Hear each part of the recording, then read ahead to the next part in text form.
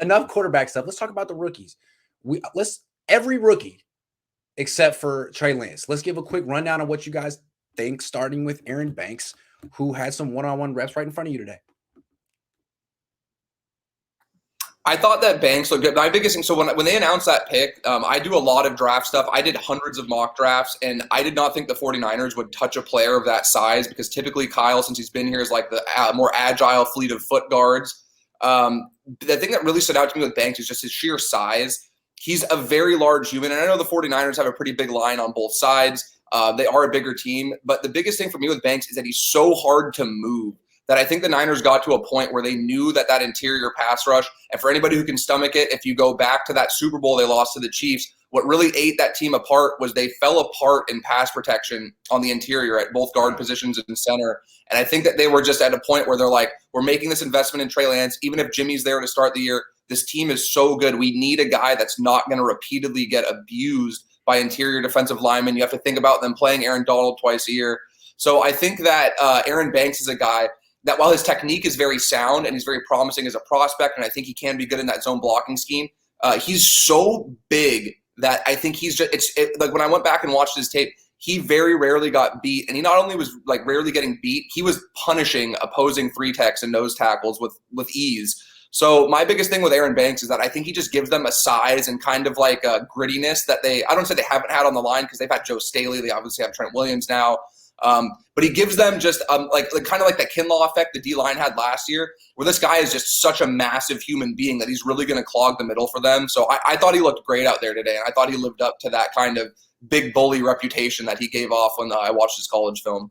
Yeah, and I'm not gonna reiterate any of those things that Jordan did an awesome job with that. I think the big thing is just like it was kind of interesting. Like the pick wasn't sexy at the time. Like I'm a draft junkie. I never mocked Aaron Banks in any mock, even when I'm doing it for fun. And one thing that I noticed is that he didn't stand out in practice in the way that he was standing out where he's making mistakes. And I think he's going to be. The other thing too is that his movement skills are really underrated. Everybody always talks about his size, but he does have the ability to move up and down the line. I don't think he's done anything in the last two practices to raise, red flags, and that's a good thing. Interesting. I was watching him in one-on-ones today. I thought he was struggling with Armstead, Jones, Givens, I believe, but those guys are good too. And he's a rookie, and the pads aren't on yet, so you shouldn't make too much of the one-on-ones. And it was just one day. That's the only thing I saw. That's a tough. It's hard to gauge linemen on these no pad practices because these ideas of getting leverage is that you can't really do what you want to do in this place. And I think you saw a couple. There's a couple guys that like went a little off script and kind of did some hip checks today. And I think the coaches were like, "Whoa, stand back." So I did see that. I was like, "What was that?" Yeah, yeah. So that's not a move, right? So I think the jury is out, but I think he's going to be asked to contribute right away. It's easier to rush when you have no pass rush. I mean, that's why you saw certain pass rushers have like, who's it? Michael Bennett would have like nothing on his shoulders because there's less to grab and hold. So anyway, this is something I was a little hard on Aaron Banks today in my post. That's good context. Okay, how about Trey Sherman? I thought that Trey Sherman, from what I saw, he was getting the majority of the first team reps. He was running with the first team, and then in 11-on-11s and 7-on-7s, it was the same. I thought he looked good. He has that kind of upright running style. It comes across a little stiff, in my opinion, but I think he does hit the hole with a little bit of explosiveness. He gives them a little bit of size that I feel like they don't have elsewhere in that running back room right now, where he kind of can play that kind of similar role to what Tevin Coleman played, where he's going to be that guy that's going to hit the hole with a little bit more power than anybody else really in the running back room. Truthfully, if we're talking rookie running backs, I thought Elijah Mitchell was the best running back on the field. I do too. He looked more explosive than anybody else on the field. And again, I'm not trying to read too much into it. They're not in pads yet. It's just, guys running around. It's hard to judge running backs without tackling, but you can judge their explosion, their speed. It pops. It pops. And he looks like he's the real deal. And I think what that does is it really gives them significant flexibility.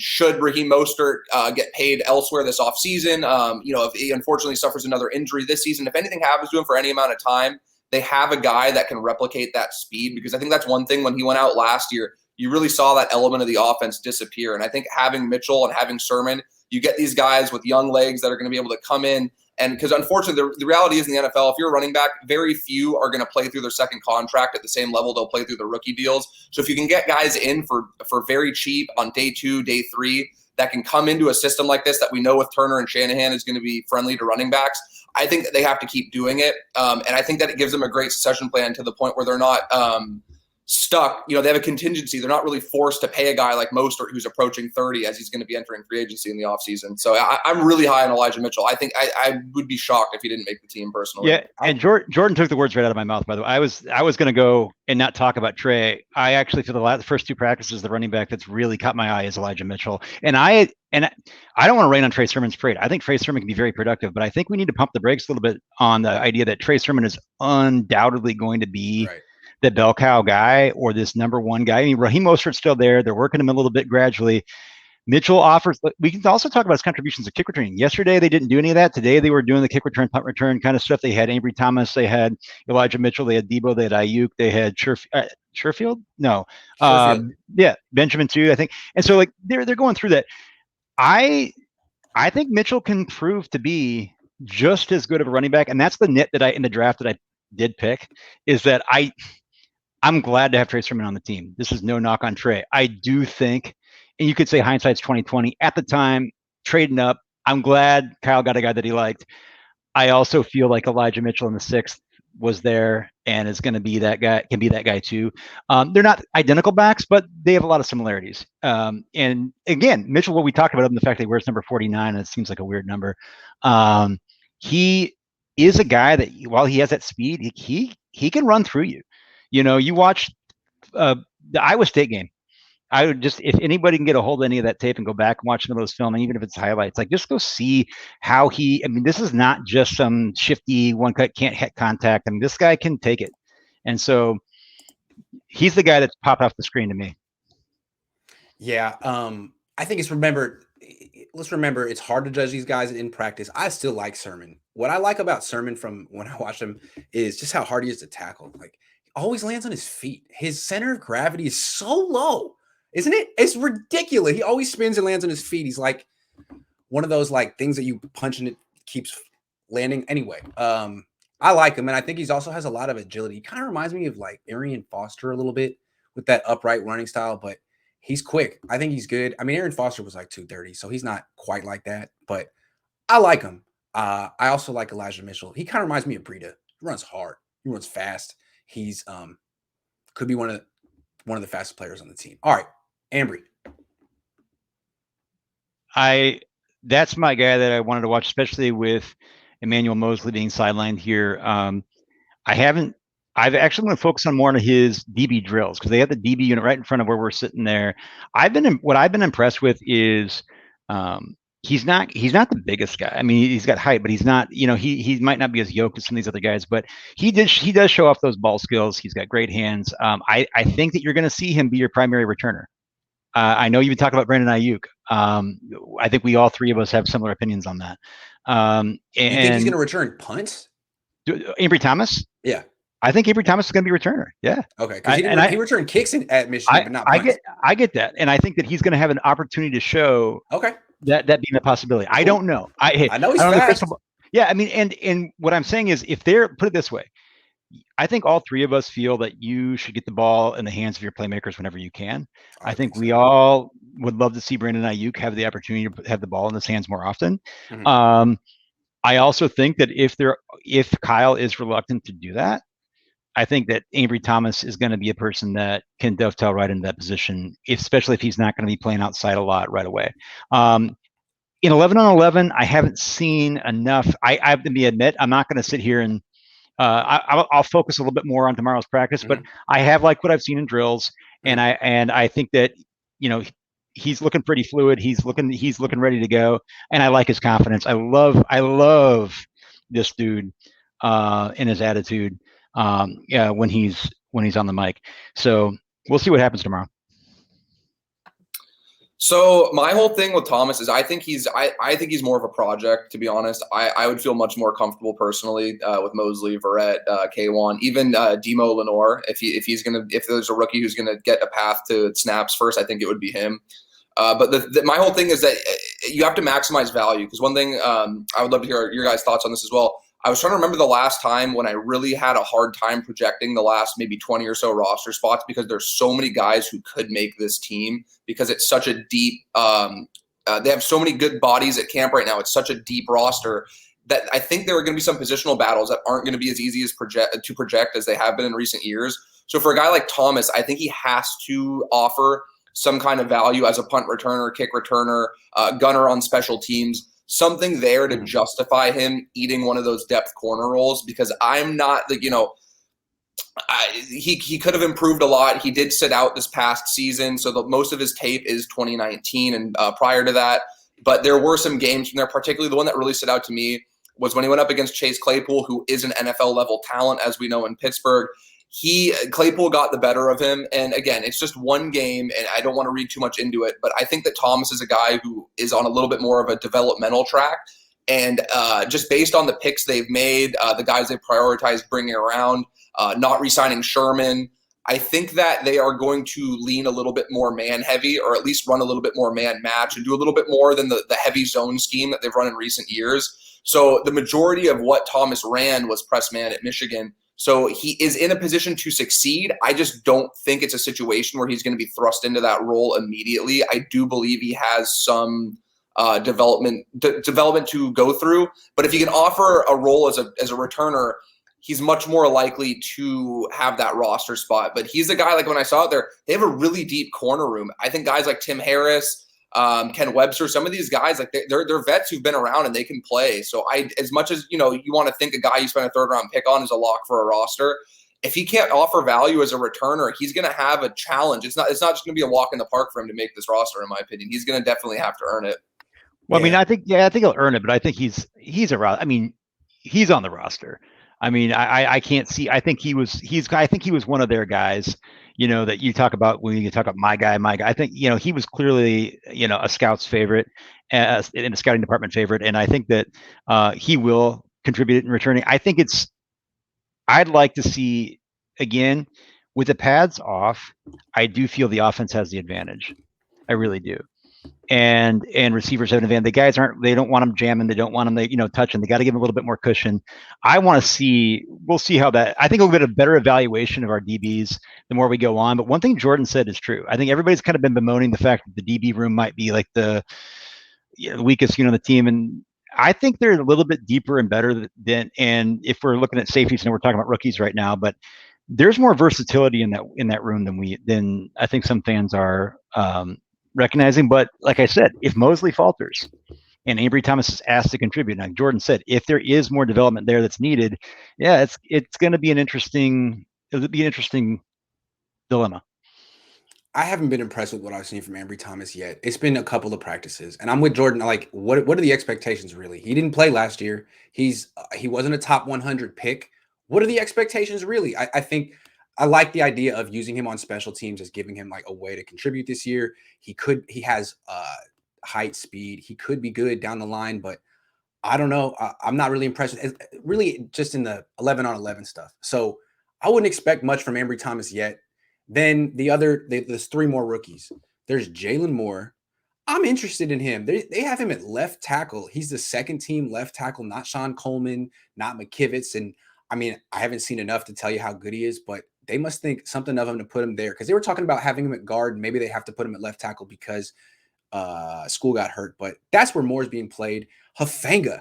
I think a lot of us thought that he might be moved to linebacker.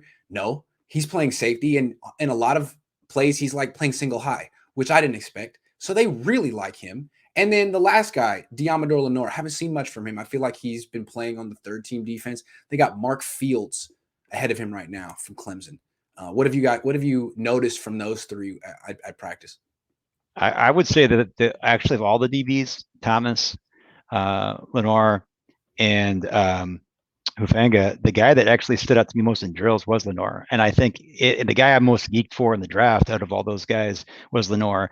And I think that thankfully they have K1 there to helm the slot. But I have been impressed with his fluidity and his movements. I think, he's a bigger guy than you look. He's not the tallest guy, but he's got some physicality to him. And you're right. Like, I think putting him out, I mean, he's a 5th round pick. You put him in the 3rd round or on the 3rd team right now, and we'll see how that goes. I think you'll see him climb the ladder, and I think he might end up being a guy that contributes a little bit more on the field in the secondary than Thomas. As far as Jaylen Moore goes, I haven't been able to watch a lot of the one-on-one drills where the D line going against the offensive. So I'm gonna reserve my judgment on Jaylen Moore. But Hufanga, so here's a guy I tweet out. I say, hey, first guy on the field, first guy off the field, and the USC fans they run thick, I guess, because just went on lit up. But he's that guy. He's that lunch pail guy. He's that John Lynch guy. John Lynch was his guy. John Lynch probably wanted him in the 3rd round. I don't know. One thing we've been talking about with some other guys is that idea that you bring him in to play safety or positionless football.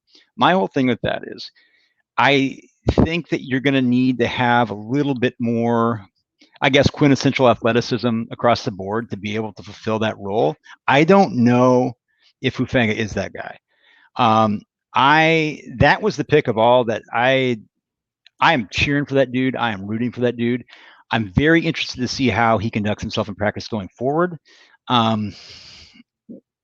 I'm interested to see what the coaching staff sees as they look at him as a Swiss Army knife. Jordan, I know you talk about positionless football all the time. Where do you see Hufanga fitting in?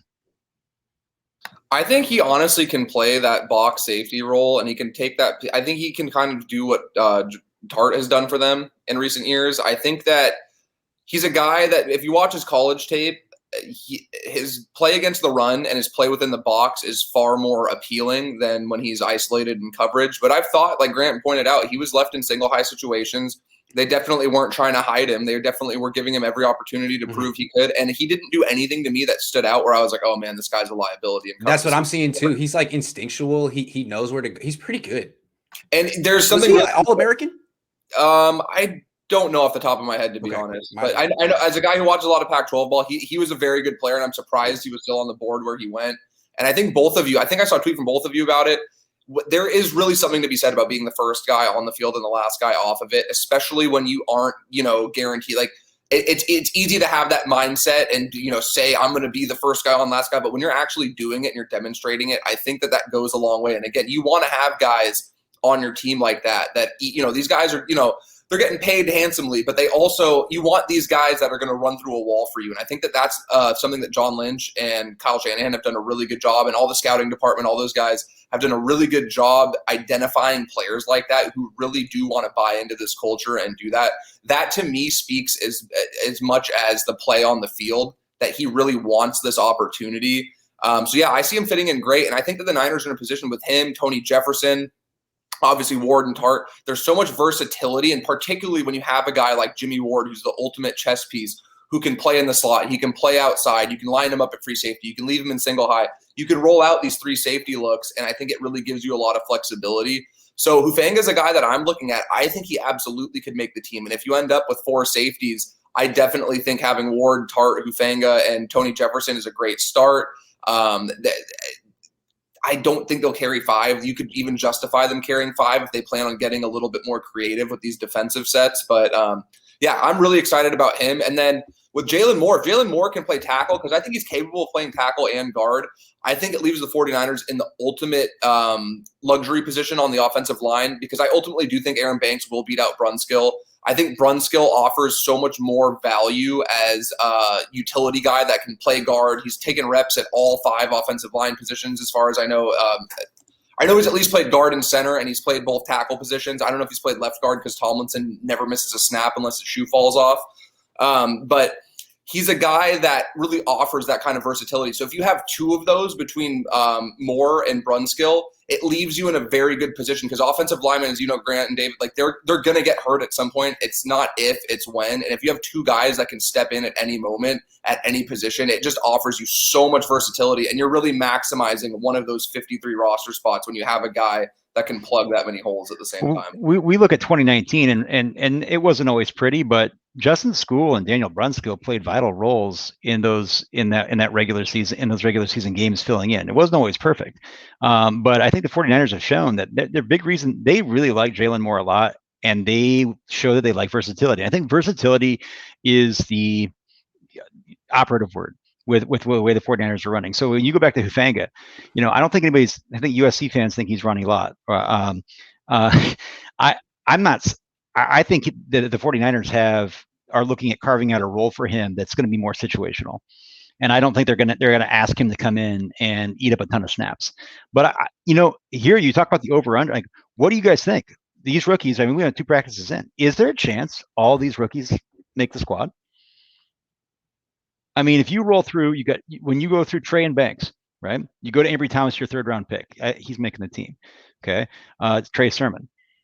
Okay, then you're going the 5th round picks. Was it Lenore, Hufanga, and Moore? And then you got Elijah Mitchell. Did I miss anybody? Nope. I think there's a really good chance that all those guys are making the squad, and that's on a team that we didn't think had a lot of holes. So if that's the case, that's I mean, to me, at least immediate grades come back. That's a solid draft, but we'll see what happens.